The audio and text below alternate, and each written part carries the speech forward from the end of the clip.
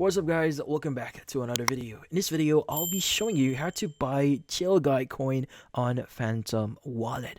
So in this case, you might be wondering how do you exactly get or buy CHILLGUY coin here.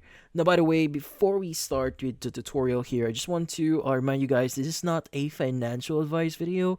In this case, just remember that you buy this coin at your own risk, but in this case, how do you exactly get CHILLGUY here? So first things first, let's go open up our Phantom Wallet.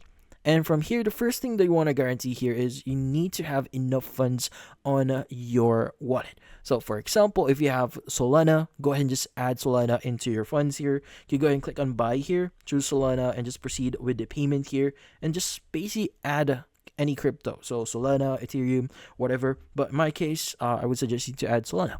Now, at the bottom right of your screen, you should see the Explore button. Go ahead and click on it. And you may or may not see it in here. So you might see the option for CHILLGUY, but if you don't see it, you want to go ahead and click on the site tokens or URL section. Just type in CHILLGUY.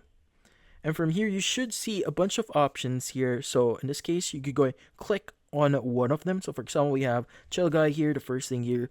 So make sure that it's actually the legit one here. You could go ahead and visit their website, go to Telegram here. You can even view it on SoulScan just to make sure. But once you're viewing the actual one here, you could go ahead and click on swap.